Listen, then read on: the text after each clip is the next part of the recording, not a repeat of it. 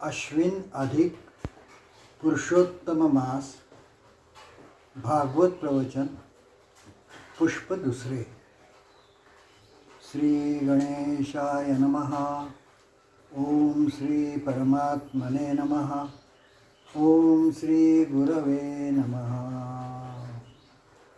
शांताकारं भुजगशयनं पद्मनाभं सुरेशं विश्वाधारं गगनसदृशं मेघवर्णं शुभांगं लक्ष्मीकान्तं कमलनयनं योगिभिर्ध्यानगम्यं वन्दे विष्णुं भवभयहरं सर्वलोकैकनाथं. भागवताचा पहिला श्लोक आहे. पण तत्पूर्वी भागवत पुराणाविषयी थोडीशी माहिती देतो आणि मग सुरुवात करतो. भागवत पुराण हे 18 महापुराणांच्या पैकी 5वं महापुराण मानलेलं आहे. हे व्यासांनी रचलं. पुढे ते त्यांनी आपला पुत्र शुक याला सांगितलं आणि शुकाचार्यांनी ते परीक्षित राजाला सांगितलं. तिथून याचा जनामध्ये प्रसार झाला. यात कृष्ण अर्थात विष्णू याची भक्ती प्रतिपादन केलेली आहे. भागवताचे विषय कोणते, त्याचं स्वरूप काय याविषयी भागवतातच एक श्लोक आहे. तो श्लोक स्कंद 2 अध्याय 10 पहिला श्लोक आहे. अत्र सर्गो विसर्गश्च स्थानं पोषणमूतयः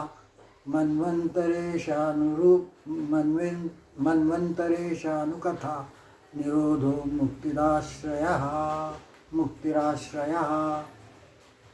म्हणजे असं की याच्यामध्ये 10 गोष्टी सांगितलेल्या आहेत की ज्या 10 गोष्टी पुराणामध्ये येतात त्या 10 गोष्टींची जी नावं आहेत ती नावं आणि अगदी थोडक्यात आपण त्याचा एकेका शब्दाचा अर्थ पाहणार आहोत. पहिला शब्द आहे सर्ग हा. सर्ग हा म्हणजे तुम्हाला ह्या सृष्टीची निर्मितीची उत्पत्तीची प्रक्रिया, पंचमहाभूत, पंचतन्मात्रा, पंचज्ञानेंद्रिय, पंचकर्मेंद्रिय, अहंकार आणि बुद्धी यांच्या उत्पत्तीची जी क्रिया ती म्हणजे सर्ग. आणि ह्या सर्गाच्या बरोबर उलट प्रक्रिया म्हणजे निरोध. निरोध हे नाव 8वं आलेलं आहे या श्लोकामध्ये, निरोधः. त्याच्यानंतर दुसरा शब्द आहे विसर्गः. विसर्ग म्हणजे विशेष सर्ग. सत्व रज तम यांच्यातील असमतोलाने होऊ लागणारी स्थावर जंगम वैकृतिक सृष्टी, म्हणजे ज्या सृष्टीमध्ये सतत विकृतपणा येत असतो ती सृष्टी म्हणजे विसर्ग. त्याच्या पुढचा शब्द आहे स्थान. म्हणजे असं की ईशसत्तेच्या अनुल्लंघनीय अशा नियमांनी सृष्टीचा उत्कर्ष होत होत जी प्राप्त स्थिती असते आत्ताच्या वेळेला त्या स्थितीला स्थान म्हणायचं. कुठे आहे ती स्थिती, तर आता ह्याच ठिकाणी आहे. पोषण. पोषण म्हणजे असं की ऋत आणि सत्य ह्यांना अनुसरून परमेश्वराची भक्ती करणाऱ्या भक्तांचं संगोपन आणि त्यांच्यावरील कृपा भगवंतजी करतात, त्याला म्हणायचं पोषण. त्यानंतर आलं ऊती. आपल्यापैकी अनेकांना ऊती माहिती असेल. कर्मवासना म्हणजे ऊती. ज्या वासना असतात पूर्वजन्मींच्या त्यांना म्हणायचं मागच्या बीजभूत ऊतींनी सृष्टीचा उदय होतो. आपण त्याला इंग्लिशमध्ये सेल म्हणतो. पुढे एकदा त्या ऊतींनी सृष्टीचा उदय झाला की पुढे मग कर्माने फल, फलाने वासना, वासनेने जन्म, जन्माने कर्म, कर्माने फळ, फळाने वासना, असं हे गाडगं अव्याहत चालू राहतं. त्यानंतर येतो शब्द मन्वंतरः. म्हणजे सृष्टी ज्या नियमांनी चालायची त्या नियमांच्या अधिष्ठात्री देवता असतात आणि त्यांना मनु असं म्हणतात. असे हे मनु आपापल्या कारकिर्दीमध्ये म्हणजे आपापल्या मन्वंतरामध्ये काय करतात, तर सद्धर्माचं स्वतः पालन तर करतातच, परंतु प्रजेला सुद्धा सद्धर्माचं पालन करायला लावतात. त्यानंतर येतो ईशकथा. ईशकथा म्हणजे सृष्टी नियमांचं पालन अव्याहत चालू असतं, म्हणून ते करून घेतात, जनतेकडून करून घेतात. हे जरी चालू असलं तरी त्यात कित्येक वेळेला खंड पडतो किंवा विकृती येते. म्हणजे जे गव्हर्नन्स करणारे आहेत ते तो नीट करत नाहीत. अशा वेळी निर्गुण असा जो परमात्मा आहे तो सगुण रूपामध्ये अवतीर्ण होतो. अशा अवतारांच्या कथा ज्या आहेत त्या कथांना ईशकथा म्हणतात. आणि अशा ह्या ईशकथा सगळ्या पुराणांच्या मधून येतात. तशा त्या ह्या भागवत पुराणातून सुद्धा आलेल्या आहेत. आणि विशेषतः हे भागवत पुराण जे हे कथांचंच बनलेलं आहे. त्याच्या पुढचं आहे निरोध. मी मगाशी सांगितलं ते बरोबर याच्या उलट. कशाच्या? सर्गाच्या. तर निरोध म्हणजे खरं सांगायचं तर प्रलय. सर्गाच्या उलट क्रिया म्हणजे प्रलय. जीव आपापल्या शक्तीसह परमेश्वरात लीन होणं, हा म्हणजे त्याला निरोध असं म्हणायचं. त्याच्यानंतर येतं मुक्ती. अपरोक्ष ज्ञानाने अज्ञानाचा लय होतो. आता एक लक्षात घ्या, अपरोक्ष ज्ञान हा शब्द मराठीमध्ये ज्या अर्थाने वापरला जातो त्याच्याबरोबर उलट अर्थाने संस्कृतात वापरला जातो. त्यामुळे इथे अपरोक्ष ज्ञानाने अज्ञानाचा लय होतो हे असं म्हणत असताना अपरोक्ष ज्ञान म्हणजे ज्ञान आणि त्याचा अनुभव. नुसतं ज्ञान सांगून उपयोग होत नाही. ते ज्ञान कळल्यावरती त्याचा अनुभव येणं याला अपरोक्ष ज्ञान असं म्हटलं जातं. आणि अशा अपरोक्ष ज्ञानाने अज्ञानाचा लय होतो. त्यामुळे जीवाला आपल्या मूळ सच्चिदानंद रूपाची जाणीव होते. त्याला मुक्ती असं म्हटलेलं आहे. आणि 10वं आहे आश्रय. आश्रय याचा अर्थ, आश्रय म्हणजे काय तर परब्रह्म. म्हणजे ज्याच्या आश्रयाने आत्तापर्यंत सांगितलेल्या या 9च्या 9 घटना घडतात तो साक्षात परमेश्वर, ते परब्रह्म. सर्ग विसर्गापासून मुक्तीपर्यंत सार ज्याच्या आश्रयावर दिसतं ते परब्रह्म, म्हणून त्याला आश्रय असं म्हटलेलं आहे. अशा तऱ्हेने परमेश्वराचं ज्ञान या 10 अंगांनी वर्णन केलं जातं. हे वर्णन श्रुतिस्मृतीमध्ये प्रत्यक्ष केलेलं असतं. श्रुती म्हणजे वेद, स्मृती म्हणजे मनूंच्या अनेक मनुस्मृती वगैरे ज्या स्मृती आहेत त्या. तर श्रुतिस्मृतीमध्ये काय आहे की हे अगदी मोजक्या शब्दामध्ये स्वच्छपणे दिलेलं असतं. तर पुराणामध्ये मात्र हे वर्णन सगळे हे कथारूपाने केलं जातं आणि त्या कथांमधून त्याचे संस्कार होतात. त्या संस्काराची अपेक्षा असते. भागवतामध्ये हे सगळे विषय 12 स्कंधामधून 18,000 संस्कृत श्लोकामधून वर्णन केलेले आहे. एवढं हे विस्तृत भागवत पुराण 14-15 तास किंवा आता आपण रोज अर्धा तास याप्रमाणे 30 दिवस करणार आहोत पुरुषोत्तम मासात. म्हणजे 14-15 तासात सांगणं अशक्य आहे. तेव्हा रूढार्थाने सप्ताह किंवा पोथी वाचन न करता आपण भागवत कथन म्हणजे त्यातील निवडक कथा घेऊन त्यांचा भावार्थ विशद करण्याचा माझा प्रयत्न आहे. गोपाल कृष्ण महाराज की जय. तर मी सांगत होतो की भागवताचा पहिला श्लोक आहे जन्माद्यस्य यतः अन्वयादितरताश्चार्थेषु अभिज्ञस्वरात् तेने ब्रह्महृदाय आदिकवये मुह्यन्ति यत्सूरयः तेजो वारी मृदां यथा विनिमयो यत्र विसर्गो मृषा धाम्ना स्वेन सदा निरस्तकुहकं सत्यं परं धीमहि. सर्वसत्ताधीश बरं का, सर्वसत्ताधीश परमात्म्याला वंदन करून भगवान व्यास मंगलाचरण करतायत. ह्या त्यांच्या पहिल्या श्लोकामध्ये भगवान व्यास मंगलाचरण करतायत बरं का.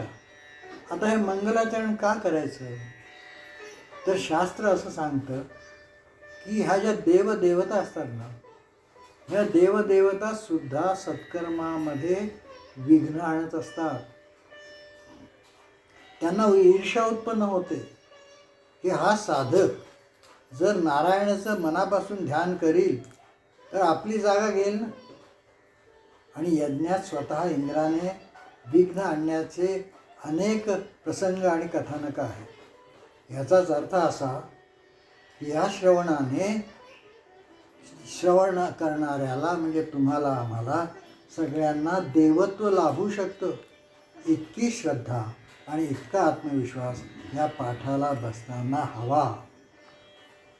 पुन्हा व्यासमुनींनी काय म्हटलं आहे, सत्यम परम धीमहि असं म्हटलेलं आहे बरं का. सत्यम परम धीमहि असं का म्हटलं, तर सत्स्वरूप अशा परमात्म्याचं आम्ही ध्यान करतो.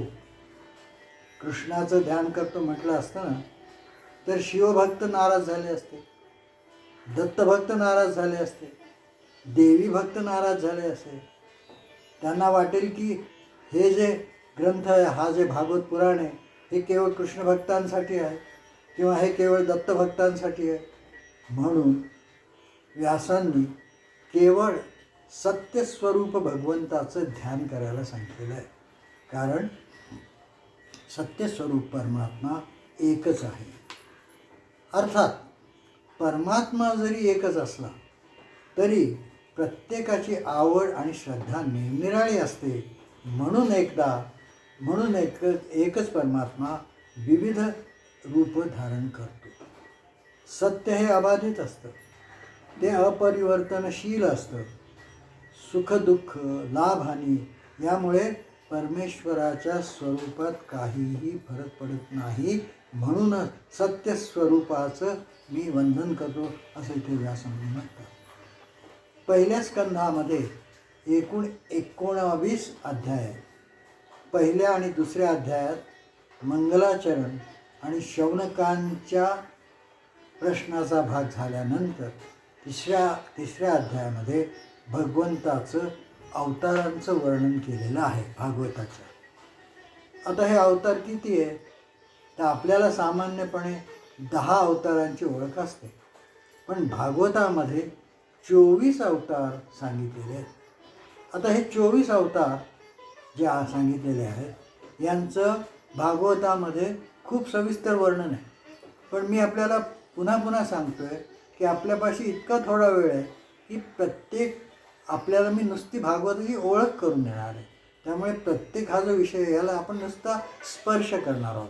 तेव्हा हे जे 24 अवतार भागवतामध्ये सांगितलेली आहेत याची मी यादी वाचतो आहे आणि शक्य होईल तिथे त्या प्रत्येक अवताराच्या पुढे तो अवतार कुठल्या रूपाने झाला किंवा कशासाठी झाला हे सांगतो. पहिला अवतार सांगितला आहे सनत कुमार. ह्याचं कार्य काय, ब्रह्मचर्य पालन. त्याच्यानंतरचा आहे वाराह. वाराह म्हणजे संतोष. 3 नंबरचा आहे नारद. नारद हे भक्तीचं रूप आहे. 4 नंबर आहे नरनारायण बरं का. नरनारायण म्हणजे संतोष आणि भक्ती यामुळे नराचा नारायण होऊ शकतो. म्हणून नरनारायण हा अवतार भागवतामध्ये दिलेला आहे. त्यानंतर कपिलदेव. या कपिलदेवाचा अवतार का झाला, तर परमेश्वराचं जे ज्ञान आहे ते ज्ञान प्रकट करण्यासाठी कपिलाचा अवतार झाला. हा कपिलाचा अवतार ह्याने काय केलेलं आहे, सांख्ययोग सांगितलेला आहे. त्याच्यानंतर येतात दत्तात्रय. या दत्तात्रयांच्या अवतारामधून ते आपल्याला काय सांगतात, गुणातीतता सांगतात की निर्गुणात जा, गुणांमध्ये अडकून पडू नका, तुम्ही स्थितप्रज्ञ राहा. त्याच्यानंतरचा जे 7वा अवतार आहे तो यज्ञ म्हणून सांगितलेला आहे. या यज्ञ अवतारामध्ये त्यागाची महती सांगितलेली आहे. त्यानंतर 8वा अवतार आहे ऋषभदेव. हा दान आणि तप याच्यासाठी. पृथू शौर्य धैर्य आणि पालन याच्यासाठी. त्याच्यानंतर मत्स्यनारायण, कूर्मनारायण, धन्वंतरी मोहिनी नारायण, नरसिंह, त्यानंतर वामन, परशुराम, व्यासनारायण. 18वा अवतार आहे भगवान मर्यादा पुरुषोत्तम श्रीराम. त्यानंतर 19वा आहे भगवान श्रीकृष्ण, ज्याच्यावरती हे सगळं भागवत पुराण रचलेलं आहे ते. 20वा आहे हरी, 21वा आहे बुद्ध, 22वा आहे कल्की, 23वा आहे हंस आणि 24वा आहे हयग्रीव. असे 24 अवतार भागवतामध्ये सांगितलेले आहेत. त्या प्रत्येक अवताराचं काय कार्य होतं हे अगदी थोडक्यामध्ये मी आपल्याला सांगितलेलं आहे. श्रीराम आणि श्रीकृष्ण हे दोघे पूर्णावतार आहेत. पूर्ण अवतार म्हणजे काय, तर अल्पकाळासाठी आणि विशिष्ट कार्यासाठी जे अवतार असतात ते अंशावतार होत, आणि अनंत काळासाठी आणि सर्वांच्या उद्धारासाठी जे अवतार होतात ते पूर्णावतार होत. कल्की अवतार अजून व्हायचा आहे.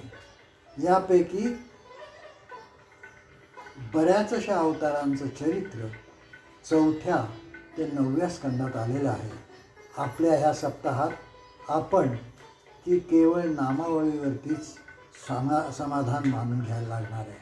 गोपाल कृष्ण महाराज की जय. भागवत सप्ताह चालू आहे. शुकमुनी परीक्षित राजाला, जो प्रायोपवेशनाला बसलेला आहे त्या परीक्षित राजाला भागवत श्रवण करवत आहेत, त्याला ऐकवत आहेत. त्यावेळेला शौनक विचारत आहेत की विरक्त असे ते व्यासपुत्र शुकाचार हे नैमिषारण्यात आले, 7 दिवसपर्यंत भागवत सांगत राहिले, हे कसं घडलं? कारण शुकाचार्यांच्या विरक्तीविषयी आम्ही ज्या कथा ऐकलेल्या आहेत त्या सगळ्या याच्या विरुद्ध आहेत. आम्ही असं ऐकलं आहे की ते भिक्षेला जात त्यावेळी केवळ एका गायीची धार काढण्याला जितका वेळ लागेल तितकाच वेळ थांबत असत. तेवढ्या वेळात भिक्षा आली तर भिक्षा घेत, नाही तर ते पुढे निघून जात. ते सदैव नग्न राहत असत, अंगावरती त्यांच्या एक चिंधीसुद्धा नसे. एकदा म्हणे त्यांच्या मागे वस्त्र धारण केलेले महर्षी व्यास जात होते. वाटेत एका तलावामध्ये काही अप्सरा नग्न होऊन स्नान करीत होत्या. शुकाचार्य तिथून गेले. ते जात असताना त्यांना, या म्हणजे त्या ज्या स्त्रिया होत्या त्यांना संकोच वाटला नाही.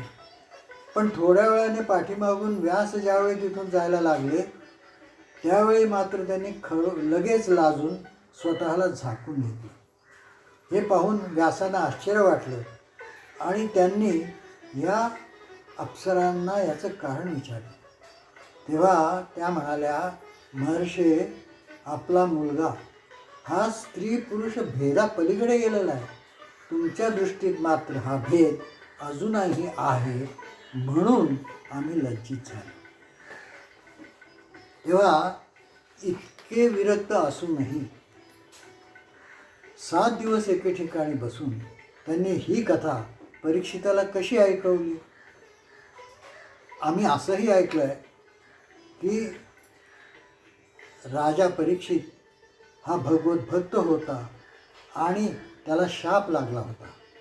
तो कोणत्या कारणाने, हे सर्व तुम्ही आम्हाला सांगा. सूत म्हणाले, त्यानंतर बोरीच्या गर्द झाडीत, म्हणजे नारद भेटून गेल्यानंतर बोरीच्या गर्द झाडीत सरस्वतीच्या पश्चिम किनाऱ्यावर असणाऱ्या आपल्या शम्याप्रास नामक आश्रमात बसून व्यासांनी परमेश्वराचं चिंतन केलं. मग त्यांनी भागवत पुराण रचलं. ते आपल्या विरक्त अशा मुलाला म्हणजे शुकमुनींना शिकवलं. पण शुकाचार्य तर विरक्त, कर्ममार्गामध्ये उदासीन. मग त्यांनी भागवताचं अध्ययन कसं केलं? शौनकांनी विचारलं. सूत सांगतात, राजा, शुकांचा जन्मच मुळी भागवत सांगण्यासाठी झाला. त्याची कथा तुला थोडक्यात सांगतो. गोपाल कृष्ण महाराज की जय. सरस्वती नमस्तुभ्यं वरदे कामरूपिणी विद्यारंभं करिष्यामि सिद्धिर्भवतु मे सदा. व्यासांच्या मनात असा विचार आला की श्रीकृष्ण स्वरूपाचं वर्णन कोण करू शकतो. कारण ते वर्णन जसंच्या तसं केलं तर जो स्वरूप पाहायला गेलेला आहे तो त्या स्वरूपातच विरघळून जातो. तो वर्णन करण्यासाठी स्वतंत्र राहूच शकत नाही. तेव्हा जसं लवणाची मासोळी केली म्हणजे मिठाची मासोळी केली आणि ती पाण्यात सोडली तर ती मासोळी पाण्यात लवण टिकून राहील का. ती जर मिठाची बनलेली आहे तर ते मीठ त्याच्यामध्ये स्वतंत्र राहील का. ते त्या पाण्यामध्ये विरघळून जाईल. आणि जर ती बाहेर काढली तर ती मासा आहे म्हणून जिवंत राहू शकेल का.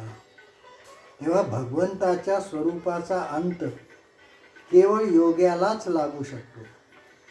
यतो वाचो निवर्तन्ते अप्राप्य मनसा सह. तेव्हा शंकरासारखा एखादा विरागी जर कृपा करील तरच माझं कार्य सिद्धीला जाईल. आणि मग त्यासाठी व्यासमुनींनी शंकराची आराधना केली. शंकर प्रसन्न झाले. व्यासाने सांगितलं, भगवंत जगाला आनंद देण्यासाठी म्हणून आपण स्वतः पुत्ररूपाने माझे घरी जन्म घ्यावा. व्यासपत्नी अरणीदेवी हिच्या पोटी शंकराने जन्म घेतला. या जगात जन्म घेऊन संसार करण्याची त्यांची अजिबात इच्छा नव्हती. शुकमुनी मातेच्या उदरामध्ये 12 वर्ष राहून होते. ते बाहेर यायलाच मागत नव्हते आणि जन्म झाल्याबरोबर वनात जायला निघाले. कारण ते 12 वर्षाची जन्म घेतला होता त्याने. त्यावेळेला त्यांचं शरीर सगळं 12 वर्ष एवढं होतं. माता अरणीदेवी आणि पिता व्यासमुनी यांनी त्यांना थांबवण्याचा खूप प्रयत्न केला. हे पुत्रा, तू जाऊ नकोस, तू मागे ये. मी तुला लग्नाचा आग्रह करणार नाही, मी तुला संसार थाटण्याचा आग्रह करत नाही. पण श्रीकृष्ण स्मरणामध्ये देहभान हरपलेले शुकमुनी त्यांना कुठून उत्तर देणार. गंमत अशी आहे, भागवतात सांगितलं त्यांनी की शुकमुनींच्या वतीने वृक्षांनी म्हणजे झाडांनी उत्तर दिलेलं आहे. आणि त्या झाडांनी काय उत्तर दिलं आहे ते व्यासांना काय म्हणतात. ते म्हणतात, हे मुनिवर, पुत्रवियोगाने असं रडणं आपल्याला शोभत नाही. जगाला आपला मुलगा तर जगाच्या कल्याणासाठी जात आहे. अहो, हा जो जीव आहे, जो जीव तुमच्यात आहे, माझ्यात आहे, तर तो तर अनेक वेळा पुत्र बनला आहे, अनेक वेळा पिता बनला आहे. वासनांनी बांधलेला जीव अनेकदा पिता, पुत्र, माता बनत असतो. कधी कधी आजोबा बनून पुन्हा जन्माला येत असतो. तर कधी शत्रूच्या पोटीसुद्धा जीव जन्म घेतो. माझे असं हे आता शुकमुनी सांगत आहेत की माझे आणि तुमचे अनेक जन्म झालेले आहेत. पूर्वजन्मींच्या स्मृती राहत नाही. हे किती चांगलं आहे. शुकमुनी उत्तर देतात, म्हणतात, पिताजी, आपण माझे पिता नाही की मी आपला पुत्र नाही.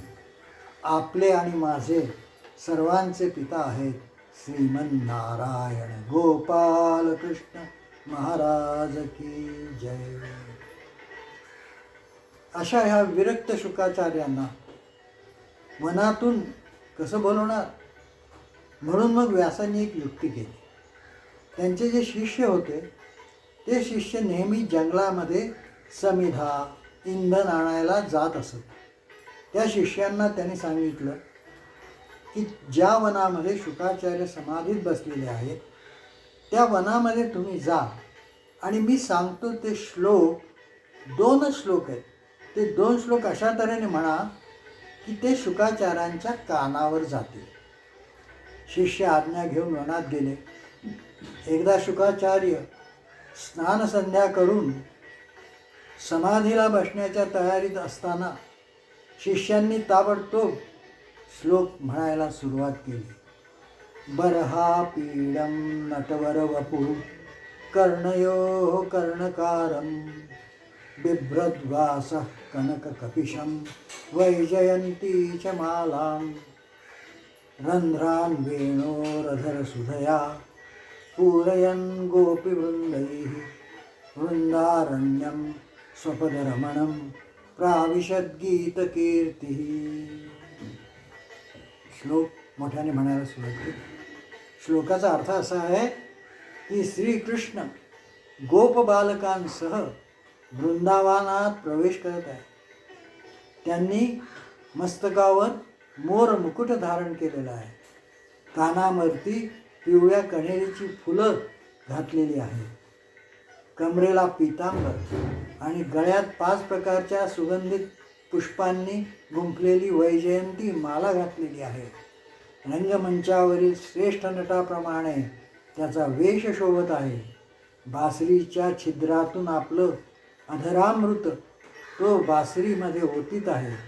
गोप बालक त्याच्या लोकपावन कीर्तीचं गुणगान करीत त्याच्या मागे मागे येत आहेत. याप्रमाणे वैकुंठाहूनही श्रेष्ठ असं हे वृंदावन त्याच्या चरणचिन्हांनी अधिकच रमणीय दिसत आहे. बर्हापीडं नटवर वपुः कर्णयो कर्णकारं बिभ्रद्वासः कनककपिशं वैजयन्ती च मालां रन्ध्रां वेणोरधरसुधया पूरयन् गोपीवृन्दैः वृन्दारण्यं स्वपदरमणं प्राविशद्गीतकीर्तिः. इतके गोड श्लोक कोण म्हणतायत म्हणून शुकमुनी इकडे तिकडे पाहायला लागले तर त्यांना व्यास शिष्य दिसले. शुकमुनींनी त्यांना विचारलं, तुम्ही कोण आहात? हे श्लोक कोणी रचले आहेत? शिष्य म्हणाले, आम्ही व्यासांचे शिष्य आहोत. या श्लोकांची रचना व्यासांनीच केलेली आहे आणि असे 1-2 नाही, 18,000 श्लोक आहेत. जागेपणी ज्या श्लोकांनी समाधी लागते ते श्लोक शिकण्याची शुकदेवांना इच्छा झाली आणि व्यास हे तर त्यांचे साक्षात जन्मदाते होते. शुकदेव व्यास आश्रमात आले आणि व्यासांचंही काम झालं. इथे पहिल्या स्कंधाचा 6वा अध्याय समाप्त होतो. गोपाल कृष्ण महाराज की जय. याच्या पुढची कथा उद्याच्या पुढच्या पुष्पामध्ये. श्रीकृष्णार्पणमस्तु. इदं मम